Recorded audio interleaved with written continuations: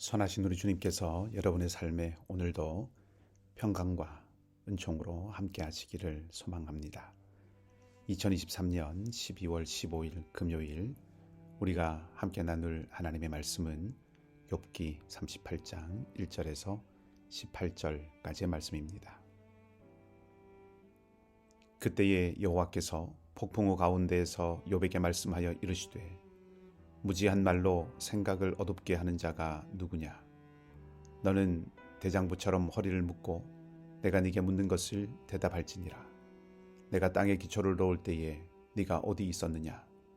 네가 깨달아 알았거든 말할지니라.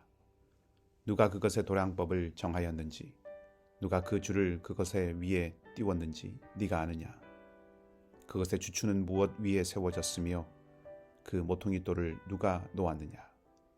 그때에 새벽 별들이 기뻐 노래하며 하나님의 아들들이 다 기뻐 소리를 질렀느니라. 바다가 그 모태에서 터져 나올 때에 문으로 그것을 가둔 자가 누구냐? 그때에 내가 구름으로 그 옷을 만들고 흑암으로 그 강보를 만들고 한계를 정하여 문빗장을 지르고 이르기를 네가 여기까지 오고 더 넘어가지 못하리니 네 높은 파도가 여기서 그칠지니라 하였노라. 내가 너의 날에 아침에 명령하였느냐? 새벽에게 그 자리를 일러주었느냐? 그것으로 땅 끝을 붙잡고 악한 자들을 그 땅에서 떨쳐버린 일이 있었느냐? 땅이 변하여 진흙에 인친 것 같이 되었고 그들은 옷같이 나타나되 악인에게는 그 빛이 차단되고 그들의 높이 든 팔이 꺾이느니라. 네가 바다의 샘에 들어갔었느냐? 깊은 물밑으로 걸어다녀 보았느냐? 사망의 문이 네게 나타났느냐? 사망의 그늘진 문을 네가 보았느냐? 땅의 너비를 네가 측량할 수 있느냐? 네가 그 모든 것들을 다 알거든 말할지니라. 아멘. 드디어 기다리고 기다리던 하나님께서 등장하십니다. 욥이 입을 닫은 후에 엘리후가 길게 말한 끝에 하나님이 폭풍우 가운데 나타나십니다. 친구들과의 논쟁도 실효가 없었고 연배가 아래인 엘리후의 긴 비판도 욥은 잠자코 들었습니다. 도무지 받아들이기 어려운 말들로 가득한 친구들과 엘리후의 충고와 비판과 정죄 안에는 위로도 없었고 애정도 없었습니다. 욥은 지치고 상했습니다. 하지만 하나님은 이 답답하고 절망적인 상황 속에서 자신을 건져낼 수 있으리라는 기대와 희망을 버리지 않았기에 욥은 하나님을 요청하고 또 요청했습니다.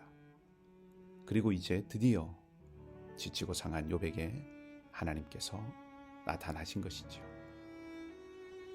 지치고 상한 사람에게 나타나신 하나님의 모습이 또 한 군데 등장하는데 열왕기서의 엘리야 이야기에서였습니다. 이세벨의 칼을 피해 남쪽 광야로 숨어든 엘리야는 모든 희망을 꺾어버렸습니다. 지치고 상한 엘리야를 그리 시냇가에 숨겨두고 먹이시고 어루만지신 하나님의 손길에 힘입은 그 엘리야는 하나님의 산까지 가게 되죠. 거기서 하나님이 엘리야에게 나타나십니다. 하나님은 불과 지진과 바람으로 그려지는 역동적인 상황 속에서는 나타나지 않으십니다. 몸과 마음이 지칠 대로 지치고 상할 대로 상한 엘리야를 세미한 소리 가운데서 만나주셨습니다. 엘리야의 상하고 지친 심정을 세심하게 다루시는 하나님의 모습을 그려보게 합니다. 그런데 오늘 욥에게 나타나신 하나님의 모습은 다릅니다. 욥 또한 지치고 상하고 막막함 속에 앉아 있었을 텐데 욥에게 나타나신 하나님은 폭풍우 가운데 계셨습니다. 폭풍우는 압도입니다. 그 앞에 어떤 사람도 세상도 맞서지 못합니다. 감히 견줄 수 없는 압도적인 하나님의 능력과 권위를 떠올리게 합니다. 이사야 29장 6절 말씀은 만군의 여호와께서 우레와 지진과 큰 소리와 회오리 바람과 폭풍과 맹렬한 불꽃으로 그들을 징벌하실 것인지 이라고 말하면서 폭풍을 누구도 거스를 수 없는 하나님의 능력으로 표현합니다. 그렇기 때문에 바람을 잠잠하게 하는 능력은 신적인 권위의 상징이 되는 것입니다. 예수님께서 바람과 바다를 잠잠케 하셨을 때 도대체 이 사람이 누구냐? 라는 반응이 나오는 것도 바로 이런 맥락에서 이해할 수 있습니다. 욥에게 나타나신 하나님은 압도하시는 위대하신 하나님이십니다. 비교할 수 없는 능력의 하나님이십니다. 그 하나님이 욥에게 말씀하십니다. 무지한 말로 생각을 어둡게 하는 자가 누구냐? 이 질문이 누구를 향한 것인가 라는 궁금함도 있지만 저는 하나님의 첫 마디가 질문이었다는 것이 굉장히 당황스럽고 또 놀라웠습니다. 고통 중에 욥은 끈질기게 하나님을 찾았습니다. 집요하게 하나님을 구했습니다. 하나님이 나타나셔서 자신에 대하여 일어난 이 일에 대해서 말씀해 주시기를 간절히 원했습니다. 친구들의 모욕과 엘리후의 공세 앞에서도 하나님을 향한 시선은 거두지 않았습니다. 그리고 이제 하나님이 나타나셨습니다. 당연히 하나님은 대답하셔야 한다고 생각할 수 있습니다.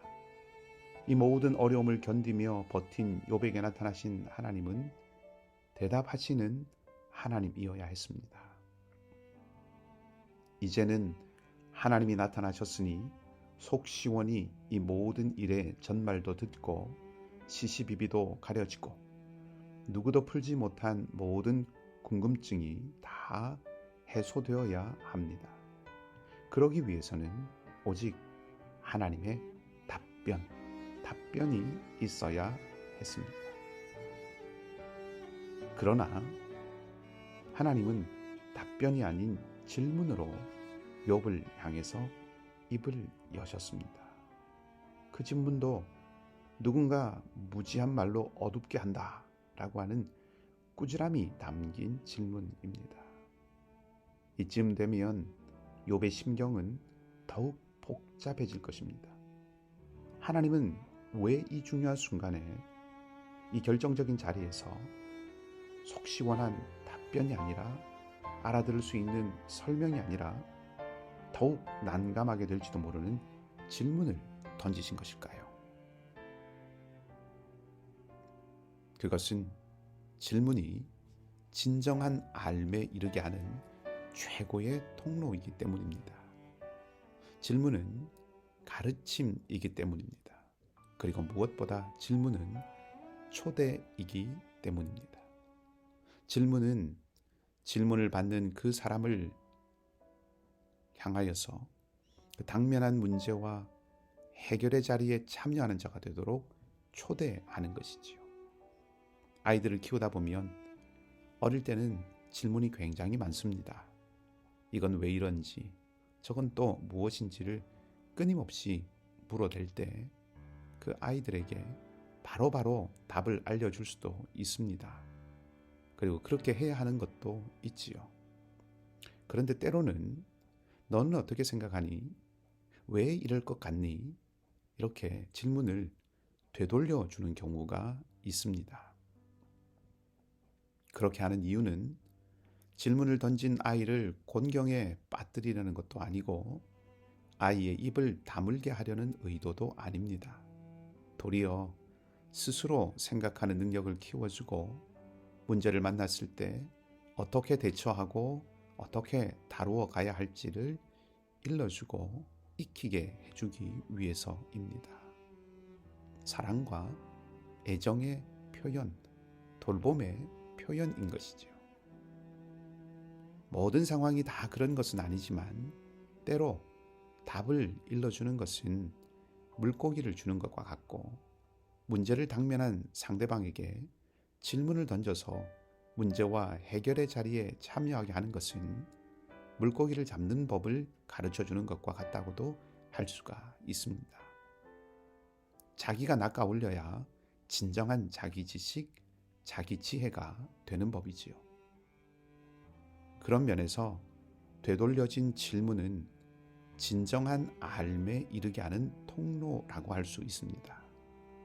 예수님도 그런 방식을 사용하셨습니다.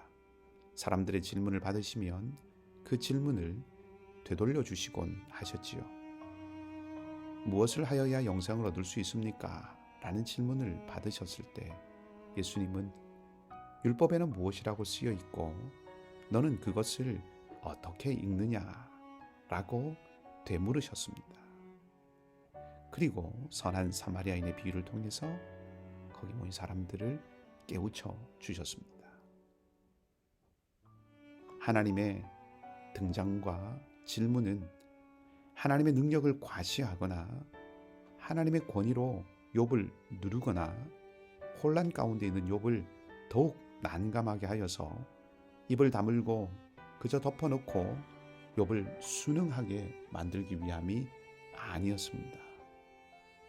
가장 큰 지혜이신 하나님의 지혜에 초대하시고 하나님을 경험하게 하시기 위한 것이었습니다. 그 하나님은 책임을 회피하지 않는 주권적인 하나님이십니다. 흥미로운 것은 하나님이 욥기 1장과 2장에서 있었던 일을 전혀 언급하지 않으신다는 것입니다. 사실은 쉬운 길이지요. 그 이야기를 하면 모든 것이 해결될 것 같습니다. 애초에 사탄이 이러이러했다고 하시면 욥의 궁금함이 해결될 수도 있습니다. 하지만 하나님은 그렇게 하지 않으십니다. 사탄에게 이 사태의 책임을 돌리지 않습니다. 하나님이 손을 빼지 않으십니다. 대신에 하나님은 비교할 수 없는 능력과 지혜의 주권자로 당신을 욥에게 계시하십니다. 그리고 그 하나님을 경험하도록 질문으로 욥을 하나님께로 초대하고 계시다는 것입니다. 그 이유는 마지막 장에 가서 드러나겠지만 하나님이 여전히 욥을 아끼시고 사랑하고 계시기 때문입니다. 욥은 하나님이 공의롭지 못하고 이해할 수 없는 분이라고 항변했지만 다른 말로 말하면 끊임없이 자기가 생각하는 하나님에 대해서 말하고 생각하고 항변했지만 정작 하나님이 자기를 어떻게 생각하시는지는 생각하지 않았지요. 옥스퍼드의 발리올 대학의 벤저민 조엣 학장에게 어떤 학생이 학장님이 하나님을 어떻게 생각하시는지 듣고 싶습니다 라고 말하자 그가 제가 하나님을 어떻게 생각하는지를 말하는 것은 매우 무례하다고 생각합니다.